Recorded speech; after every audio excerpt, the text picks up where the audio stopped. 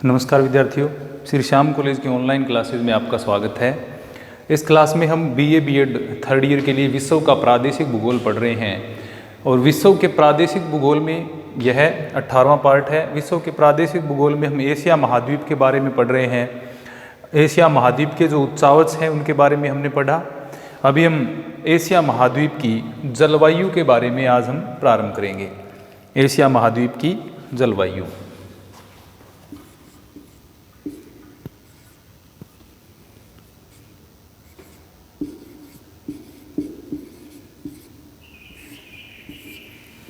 तो एशिया महाद्वीप की जलवायु के बारे में हम इस क्लास में पढ़ेंगे।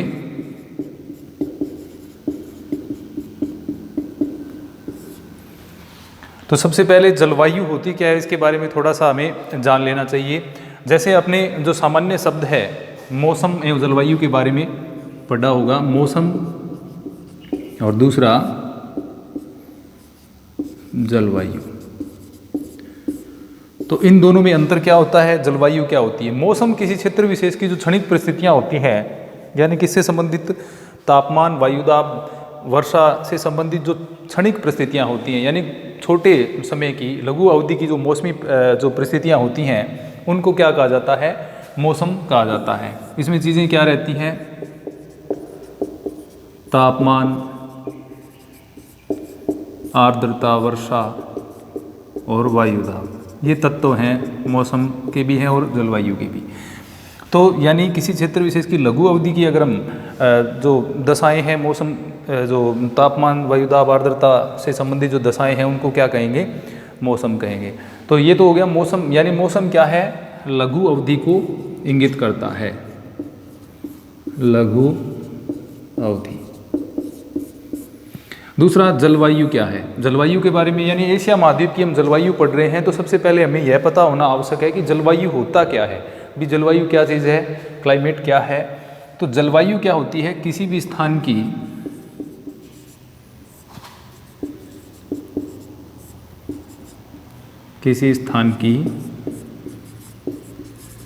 लंबे समय की, लंबा समय 5 साल, 10 साल, 20 साल भी हो सकता है, किसी स्थान की लंबे समय की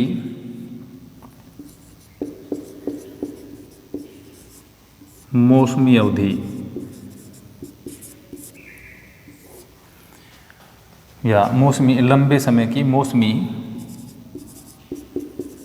दशाएं, अवधि नहीं, क्योंकि किसी भी स्थान की लंबे समय की जो मौसमी दशाएं हैं या मौसमी दशाओं का, किसी भी स्थान की लंबी अवधि की मौसमी दशाओं का जो योग होता है वो क्या कहलाता है, मौसमी दशाओं का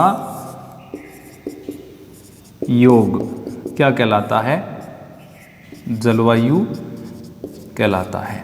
यानी हम जिस क्षेत्र विशेष में रहते हैं वहाँ पर पिछले 5-10 साल में किस प्रकार की मौसमी अवधियाँ जो है हमने देखी हैं, मौसम के प्रकार हमने देखे हैं। यानी कि उस स्थान विशेष पर ग्रीष्म ऋतु कब होती है, शीत ऋतु कब होती है, वर्षा ऋतु कब होती है, यानी कौन से समय में, वर्ष के कौन से समय में वर्षा होती है, कौन से समय में तापमान अधिकतम रहता है, कौन से में न्यूनतम रहता है।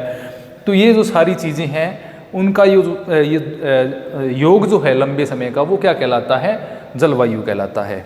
तो हमने देखा जलवायु क्या कहलाती है, किसी भी स्थान विशेष के लंबे समय की जो मौसमी दशाओं का योग है वह क्या कहलाता है, जलवायु कहलाता है। इसी आधार पर क्या है, किसी भी क्षेत्र विशेष, किसी भी देश की, किसी भी स्थान विशेष की जो जलवायु है उसका निर्धारण किया जाता है, यानी लंबे समय के जो मौसमी परिस्थितियाँ रही हैं उनके आधार पर। जैसे भारत मानसूनी जलवायु से संबंधित है, तो क्योंकि भारत की जो जलवायु है उसके ऊपर मानसून का बहुत ज़्यादा असर पड़ता है, इसी कारण के भारत की जो जलवायु है उसको क्या कहा जाता है, मानसूनी जलवायु उसको कहा जाता है। तो इस प्रकार के जलवायु क्या हुई, लंबे समय की मौसमी जो दशाएं हैं उनका योग क्या कहलाती है, जलवायु कहलाती है। अब हम आते हैं एशिया महाद्वीप पर। जैसा कि हम जानते हैं ये जो लाइन है ये 0 डिग्री या कौन सी रेखा है, ये भूमध्य रेखा।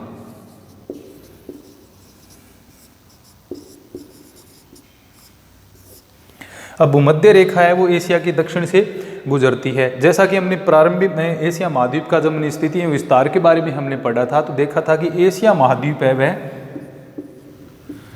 10 डिग्री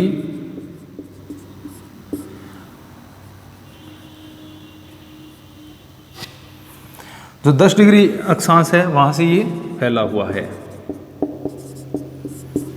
अब 10 डिग्री अक्षांश से लेकर के यानी 10 डिग्री जो दक्षिणी अक्षांश यानी जो हम देख रहे हैं भूमध्य रेखा जो है उससे थोड़ा सा नीचे तक ये वाला क्षेत्र किस में आता है, ये वाला क्षेत्र जो यानी द्वीपीय देश जो है दक्षिणी पूर्वी एशिया के वो दक्षिणी गोलार्ध में स्थित है। यानी 10 डिग्री जो दक्षिणी अक्षांश है वहाँ से एशिया महाद्वीप है उसका प्रारंभ होता है, यानी भूमध्य रेखा से थोड़ा सा नीचे है। जो जैसे हम जानते हैं कि भूमध्य रेखा के आसपास वाला जो क्षेत्र है अधिकतर जलीय क्षेत्र का विस्तार है और यहाँ पर जो जलवायु पाई जाती है उष्ण कटिबंधीय आर्द्र जलवायु पाई जाती है, अति आर्द्र जलवायु में जिसको सम्मिलित किया जाता है। तो यहाँ से अगर हम प्रारंभ करें और उत्तर की तरफ जाएं तो उत्तर में हम देखते हैं कि 80 डिग्री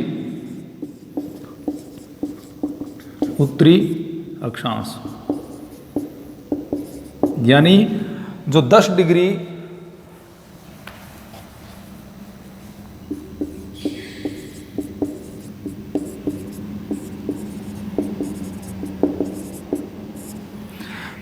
दक्षिणी अक्षांश से लेकर के भूमध्य रेखा को पार करते हुए उत्तर में हम देखें तो उत्तरी 80 डिग्री उत्तरी अक्षांश तक एशिया महाद्वीप है वो फैला हुआ है। इसके बाद क्या आ जाता है, इसके बाद में जो आर्कटिक महासागर जिसको हम कहते हैं उसका विस्तार पाया जाता है, यानी ऊपर वाला हिस्सा। यानी यहाँ हम 10 डिग्री दक्षिणी अक्षांश से लेकर के उत्तर में 80 डिग्री उत्तरी अक्षांश तक एशिया महाद्वीप है वो फैला हुआ है।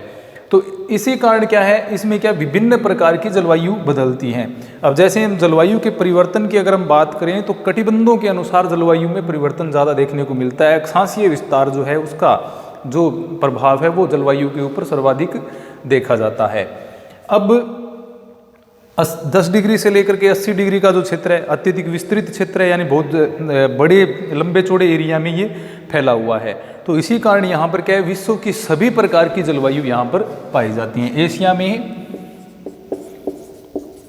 विश्व की लगभग सभी प्रकार की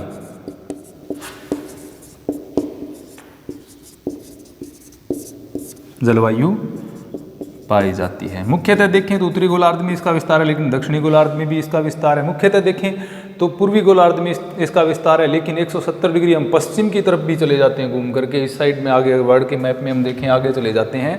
तो इस प्रकार क्या है, इसमें थोड़ा सा जो इसका पश्चिमी गोलार्ध में भी विस्तार है। तो इस प्रकार यहाँ पर क्या है, ये पूरा का पूरा जो क्षेत्र है ये बहुत ही लंबे चौड़े एरिया में विस्तृत होने के कारण, यानी इसकी स्थितियों में विस्तार अत्यधिक होने के कारण क्या है, विस्तार अधिक होने के कारण विश्व की जो सभी प्रकार की जलवायु है वो एशिया महाद्वीप में देखने को मिल जाती हैं। अब यहाँ पर क्या है, विश्व के जो तापमान जलवायु संबंधी जो प्रकाष्ठाएँ हैं, जो विषमताएँ हैं वो सभी प्रकार की पाई जाती हैं। विश्व के उच्चतम तापमान भी यहाँ पाए जाते हैं, न्यूनतम तापमान भी यहाँ पर पाए जाते हैं, न्यूनतम वर्षा भी यहाँ पाई जाती है और अधिकतम वर्षा भी यहाँ पाई जाती है। क्योंकि इस जो एशिया महाद्वीप है उसका विस्तार बहुत ज़्यादा है, तो यहाँ जो जलवायु परिस्थितियाँ हैं वो भी पूरे विश्व के आधार पर देखें तो बहुत ज़्यादा इनमें अंतर है वो पाया जाता है। अब एशिया की जलवायु या विषमता को कुछ कारक ऐसे होंगे जो प्रभावित करने वाले होंगे। तो सबसे पहले हम क्या है, एशिया की जो जलवायु है उसको प्रभावित करने वाले कारक कौन कौन से हैं उनके बारे में देखते हैं।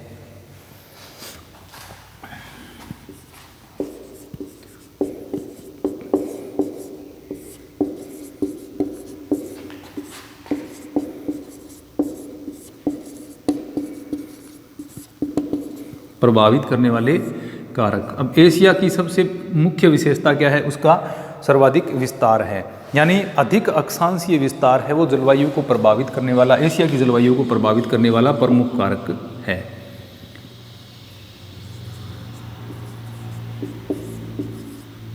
अधिक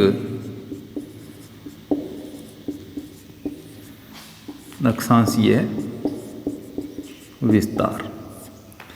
तो अधिक अक्षांशीय विस्तार होना, जैसे हमने देखा कि 10 डिग्री दक्षिण से लेकर के 80 डिग्री उत्तरी अक्षांश तक एशिया महाद्वीप है वो फैला हुआ है। अब हम देखें, अगर जैसे हमने वायुदाब का वितरण देखते हैं या तापमान का वितरण हम देखते हैं या जलवायु के वितरण के हिसाब से हम देखें तो जो पेटियां हैं वो अक्षांशों के हिसाब से या अक्षांशों के अनुसार फैली हुई हैं, यानी सूर्य ताप और तापमान भूमध्य रेखा से जो है वो ध्रुवों की ओर क्या होता है, घटता चला जाता है। अब इसके मुख्य तत्व तापमान, वायुदाब, सूर्य आतप और तापमान। तो ये क्या है? भूमध्य रेखा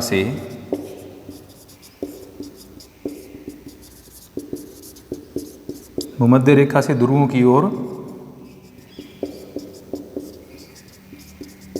कम होता है।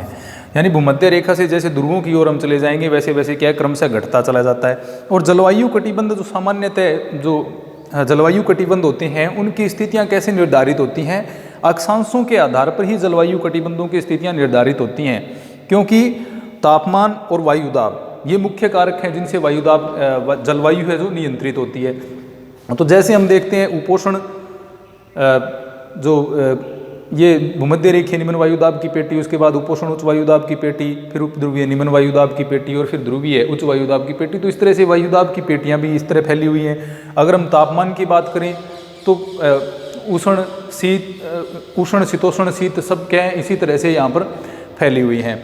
तो ये वायुदाब की पेटियाँ और जो तापमान की पेटियाँ हैं वो इसी प्रकार फैली हुई हैं। इसी कारण क्या है यहाँ पर जो एशिया में समस्त प्रकार की जलवायु पाई जाती है, क्योंकि भूमध्य रेखा से हम उत्तर की तरफ देखें तो वायुदाब पेटियां और तापमान की जो पेटियां हैं उनका जो वितरण है वो किसके आधार पर है? अक्षांश के आधार पर।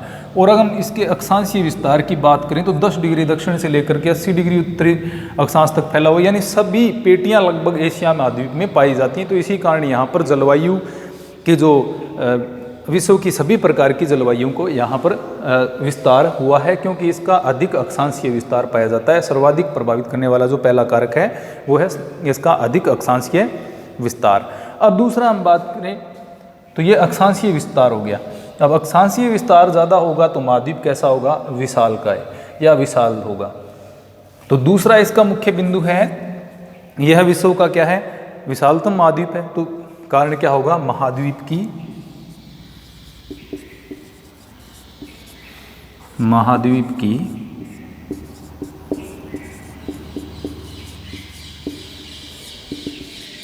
विशालता, यानी दूसरा कारण है महाद्वीप का बहुत बड़ा होना। पहला अक्षांशीय विस्तार के आधार पर हमने देखा। दूसरा क्या है? अब जैसे हम जानते हैं एशिया क्या है? विश्व का विशालतम महाद्वीप है। एशिया विश्व का सबसे बड़ा महाद्वीप है। अब इसके देखें, उत्तर में आर्कटिक, इधर पूर्व में प्रशांत महासागर है, दक्षिण में इसके हिंद महासागर है, इधर देखें भूमध्य सागर पश्चिम की ओर।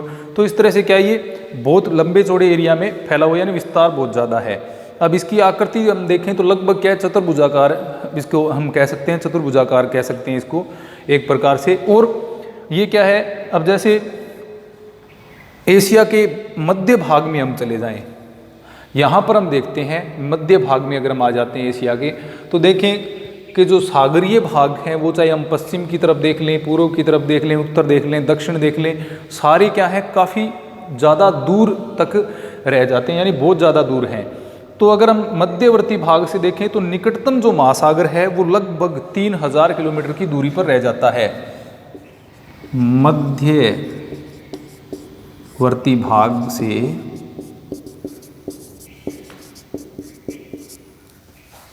निकटतम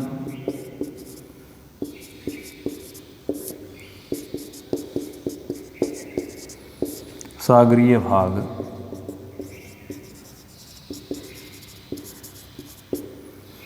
3000 किलोमीटर दूर। तो मध्यवर्ती जो भाग है उससे निकटतम सागरीय भाग क्या रह जाता है? 3000 किलोमीटर की दूरी पर रह जाता है। अब जिसके कारण क्या हो जाएगा कि आंतरिक जो भूभाग है, यानी बीच का जो भाग है, यानी जो लैंडलॉक एरिया है, वो क्या हो जाएगा? मध्यवर्ती भाग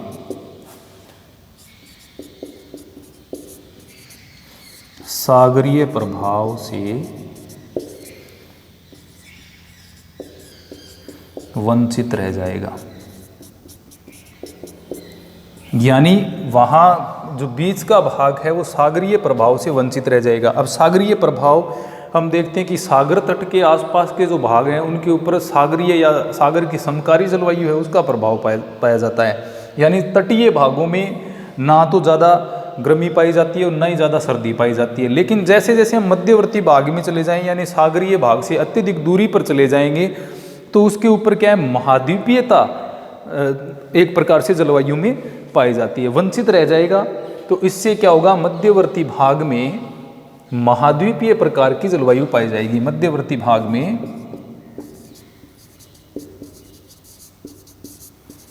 महाद्वीपीय प्रकार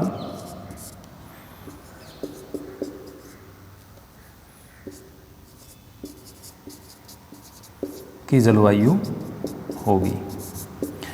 यानी मध्यवर्ती भाग में यहाँ पर महाद्वीपीयता का प्रभाव पाया जाएगा। अब जैसे महाद्वीपीयता का प्रभाव क्या है कि महाद्वीपीय भाग है वो जल्द ही क्या हो जाते हैं, गर्म हो जाते हैं और जल्द ही क्या हो जाते हैं, ठंडे हो जाते हैं। इसी कारण आंतरिक भाग में किस प्रकार की जलवायु पाई जाएगी, विषम जलवायु पाई जाएगी। महाद्वीपीयता का प्रभाव पाया जाएगा। तापांतर क्या होंगे, तापांतर अधिक पाया जाएगा, क्योंकि जब सूर्य उदय होगा तो दिन में जल्दी गर्म हो जाएंगे और दैनिक तापांतर क्या हो जाएगा, दैनिक तापांतर अधिक हो जाएगा। अब दैनिक तापांतर अधिक होगा, महाद्वीपीयता का प्रभाव होगा। अब सूर्य उत्तरायण जब होगा तो ये पूरा क्षेत्र क्या होगा, बहुत ज़्यादा गर्म रहेगा, यानी गर्मी ज़्यादा पड़ेगी। अब दक्षिणायन हो जाएगा तो ये वाला एरिया क्या हो जाएगा, बहुत ज़्यादा ठंडा हो जाएगा। इसके कारण दैनिक और वार्षिक दोनों प्रकार के तापांतर यहाँ पर ज़्यादा पाए जाते हैं। तो मध्यवर्ती भाग में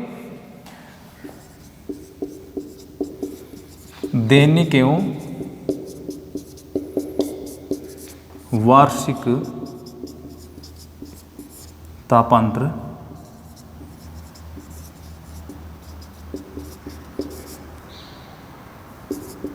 अधिक होंगे। अब दैनिक एवं वार्षिक तापांतर अधिक होंगे, यानी शीत ऋतु कठोर होगी और ग्रीष्म ऋतु भी कठोर होगी। यानी यहाँ की जो ग्रीष्म ऋतु और शीत ऋतु की जो दशाएं हैं उनमें बहुत ही ज़्यादा अंतर देखने को मिलेगा। किसके कारण, महाद्वीपीयता के कारण। यानी शीत ऋतु में सर्दी ज़्यादा पड़ेगी और ग्रीष्म ऋतु में गर्मी ज़्यादा पड़ेगी। इसके विपरीत जितना तटीय भाग है, उत्तर की हम बात करें, उत्तर तो बहुत ही ज़्यादा ये वाला बर्फ़ से ढका ही रहता है, ज़्यादातर ठंडा भाग है ये। लेकिन ये जो भाग हैं सागरीय भाग, हम इनकी बात करें तो यहाँ पर कौन सी जलवायु का प्रभाव पाया जाता है, सागरीय। तो इनकी तुलना में आंतरिक भाग में भी बहुत ज़्यादा अंतर देखने को मिलता है, यानी विशालता का प्रभाव इसके ऊपर पड़ता है। तो ये जो भाग है इन पे महासागरीय जलवायु का प्रभाव यानी समकारी जलवायु देखने को मिलेगी और आंतरिक भाग में महाद्वीपीयता की प्रकार की जो जलवायु है वो ज़्यादा देखने को मिलेगी। यानी दैनिक तापांतर, वार्षिक तापांतर अधिक होंगे, गर्मियाँ अधिक होंगी और सर्दियाँ भी अधिक होंगी। तो इस प्रकार से इसके ऊपर पहला जो प्रभाव था अधिक अक्षांशीय विस्तार, दूसरा क्या हो जाता है, इसमें महाद्वीप की विशालता का भी प्रभाव इसके ऊपर पड़ता है।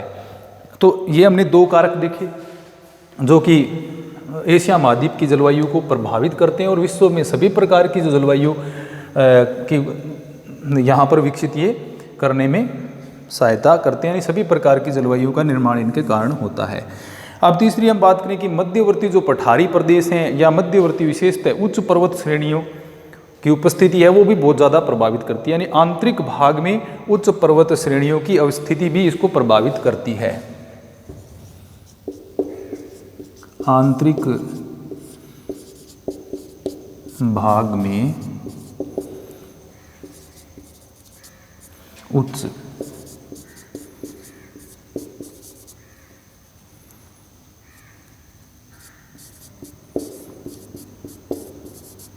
पर्वत श्रेणियों की उपस्थिति।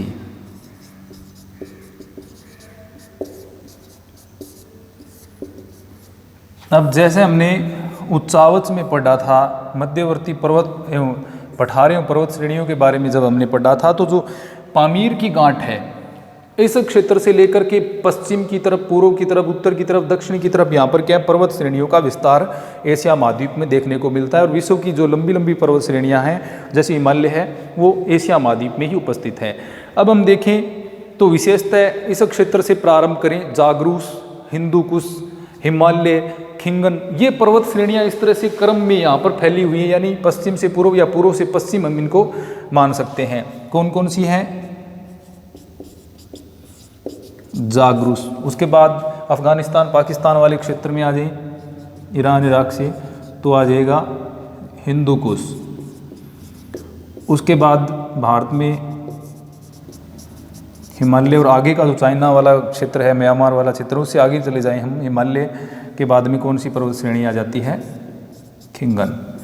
तो ये पर्वत श्रेणियाँ यहाँ पर बीच में एक दीवार सदृश बनी हुई हैं, यानी ये क्या करती हैं? एशिया महाद्वीप को दो भागों में बांट देती हैं। ये आंतरिक, इसको ये तीसरा कारक जो है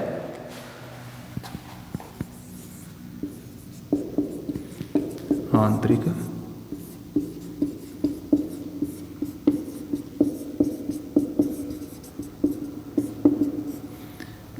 पर्वत श्रेणियां, तो जिसमें हमने देखा जागरूस, हिंदुकुश, हिमालय और खिंगन। तो ये जो पर्वत श्रेणियां हैं इस तरह से ये दीवार सदृश फैली हुई हैं और ये एशिया महाद्वीप को क्या करती हैं? दो भागों में बांट देती हैं।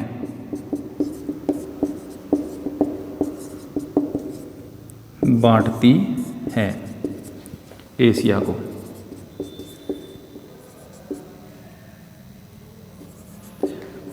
यानी एक तो इससे क्या हो जाएगा, ऊपर वाला जो भाग है जिसको हम क्या कहेंगे?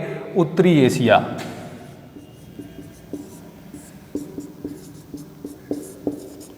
और दूसरा जो भाग होगा वो कौन सा हो जाएगा? दक्षिण एशिया। अब जलवायु भी इनके कारण क्या हो जाएगी? प्रभावित हो जाएगी।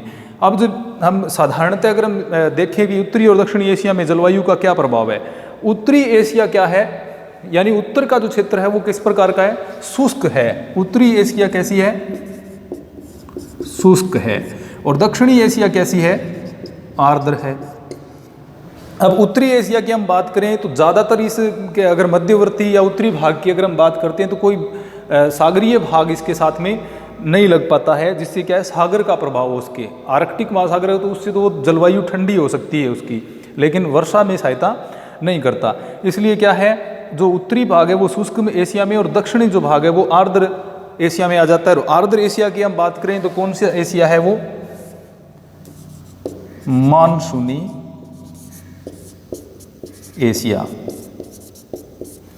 तो दक्षिणी भाग जो एशिया का है उसको हम क्या कह सकते हैं? मानसूनी एशिया उसको हम कह सकते हैं। अब देखिए ये पर्वत श्रेणियां क्या करती हैं कि हिंद महासागर और प्रशांत महासागर, हिंद महासागर और प्रशांत महासागर से जो पौने, अब जैसे ग्रीष्म ऋतु की हम बात करते हैं तो ये वाला जो क्षेत्र है वो निम्न वायुदाब का केंद्र बन जाता है और प्रशांत महासागर, हिंद महासागर और प्रशांत महासागर है उच्च वायुदाब का। अब पौने क्या है? यहाँ से उत्तर की ओर चलती हैं, उत्तर की ओर चलेंगी तो वो इन पर्वत श्रेणियों से टकरा जाएंगी। अब पर्वत श्रेणियों से टकराएंगी तो ऊपर उठेंगी, ऊपर उठ करके जो दक्षिणी एशिया वाला जो भाग है उसमें ये वर्षा करेंगी, इसलिए ये क्या है? आर्द्र एशिया है, मानसूनी एशिया है। इसके विपरीत जब ये पर्वत श्रेणियों को पार करेंगी आगे तो इनकी जो नमी है वो क्या हो जाएगी? समाप्त हो जाएगी, जिसके कारण जो मध्यवर्ती भाग है यानी मध्य एशिया का जो भाग है वो इन हवाओं, पहली ऊंची पर्वत श्रेणियों के कारण ये पहुंच नहीं पाती और दूसरा अगर पहुंच भी जाएं तो इसमें क्या हो जाता है? नमी की कमी हो जाती है, जिसके कारण ये मध्य एशिया वाला जो भाग है इस क्षेत्र में ये वर्षा नहीं कर पाती। और दक्षिणी एशिया वाला जो भाग है ये द्वीपीय देश हैं। इसके अलावा जो ये वाला जो क्षेत्र है, भारत वाला जो क्षेत्र है, म्यांमार है, थाईलैंड है या चीन का कुछ क्षेत्र है, इस क्षेत्र में ये क्या करती हैं? वर्षा करती हैं। उत्तरी भाग में ये वर्षा नहीं कर पाती, यानी मध्य एशिया के भाग जो हैं उसमें वर्षा ये नहीं करते हैं। विशेषतः ये दक्षिण और दक्षिणी पूर्वी एशिया में ही ये वर्षा करती हैं। इसके बाद ये इन जो मध्य एशिया के भूभाग हैं उनमें नहीं पहुंच पाती। दक्षिणी एशिया और दक्षिणी पूर्वी एशिया जो है ये वाला जो क्षेत्र है ये मानसून एशिया में सम्मिलित है और यहाँ पर ये क्या करती हैं? ज़्यादा वर्षा करते हैं। तो उत्तरी पर्वत जो दक्षिणी एशिया है वो आर्द्र और मानसूनी एशिया कहलाता है। अब उत्तरी एशिया में पहुँचेंगे नहीं, ये मध्य एशिया में पहुँचेंगे नहीं, इसके कारण मध्य एशिया यानी इससे ऊपर वाला जो भाग है वो किसमें सम्मिलित हो जाएगा? ये शुष्क एशिया में सम्मिलित हो जाएगा। अब मानसून की उत्पत्ति की हम बात करें तो ये जो पर्वत श्रेणियां हैं इन्हीं के उपस्थिति के कारण मानसूनी एशिया के जो एशियाई मानसून है या मानसून की उत्पत्ति है वो होती है। हमने जैसे यानी यहाँ से हवाएं उच्च वायुदाब की निम्न वायुदाब की ओर चली, पर्वत श्रेणियों से टकराई और वर्षा की, इसी कारण क्या मानसूनी जलवायु का आविर्भाव दक्षिणी एशिया में होता है। अब दूसरा, इन पर्वत श्रेणियों की एक वायुदाब के वितरण में भी महत्वपूर्ण भूमिका होती है, तापमान एवं वायुदाब के वितरण में। किस प्रकार कि ये जो पर्वत श्रेणियां हैं, यानी यहाँ से आर्द्र हवाओं को रोका। अब जब सूर्य हो जाएगा दक्षिणायन हो जाएगा तो नीचे वाला जो भाग है, यानी दक्षिणी गोलार्ध वाला जो भाग है, या ये हम बात करें ये जो क्षेत्र है जो निम्न वायुदाब का केंद्र बन जाएगा, उच्च वायुदाब का ये वाला जो क्षेत्र यानी भारत वाला, मध्य एशिया से हम नीचे चले जाएं तो यहाँ पर क्या होगा, निम्न वायुदाब का ये केंद्र बन जाएगा। अब ऊपर तापमान कम यानी उच्च वायुदाब वाला केंद्र है। अब विशेषतः इस क्षेत्र से जो यानी उत्तर से जो हवाएं आती हैं, यानी ये पर्वत श्रेणियाँ जो उत्तर से आने वाली हवाएं हैं उनको रोक लेती हैं। उत्तर से आने वाली हवाएं यानी बर्फीली हवाएं आएंगी कहाँ, साइबेरिया वाला जो क्षेत्र है, आर्कटिक महासागर, ठंडा प्रदेश, पूरा का पूरा जो प्रदेश है ठंडा, शीत ऋतु में इसका बहुत ज़्यादा प्रभाव रहता है। अब ये ठंडा प्रदेश है तो इससे हवाएं जब नीचे की तरफ आएंगी वो कैसी होंगी, बर्फीली हवाएं। ये पर्वत श्रेणियां क्या करती हैं, उत्तर से आने वाली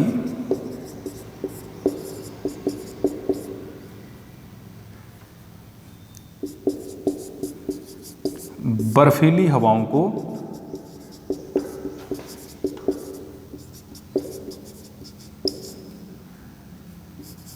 रोकती हैं।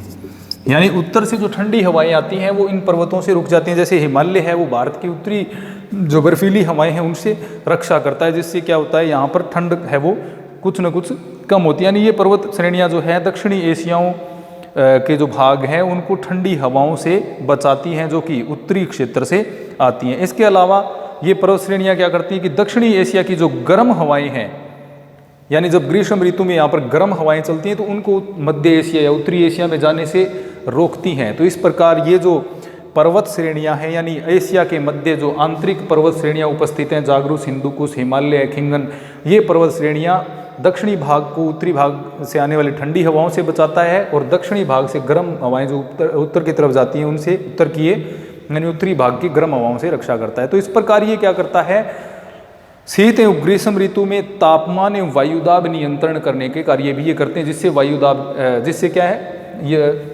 जो जलवायु है वो प्रभावित होती है। तो इस प्रकार जो हमने देखा कि उत्तरी भाग में हवाएं जब गर्म नहीं पहुंचेंगी तो उत्तरी भाग कैसा रहेगा, ठंडा रहेगा, और दक्षिणी भाग में जब ठंडी हवाएं नहीं पहुंचेगी तो ये थोड़ा गर्म रहेगा। तो इस प्रकार एशिया महाद्वीप में हमने देखा भी जो इसकी जलवायु है उसको प्रभावित करने वाले 3 मुख्य कारक हैं। पहला है इसका अधिक अक्षांशीय विस्तार, दूसरा है महाद्वीप की विशालता और तीसरा है एशिया महाद्वीप के मध्य भाग में स्थित आंतरिक पर्वत श्रेणियाँ। तो ये एशिया महाद्वीप की जलवायु को प्रभावित करने वाले कारक हैं। तो अब प्रभावित करने वाले कारकों के बारे में हमने जाना, जलवायु क्या होती है इसके बारे में जाना। अगली क्लास में हम एशिया महाद्वीप की जलवायु के बारे में पढ़ेंगे। धन्यवाद।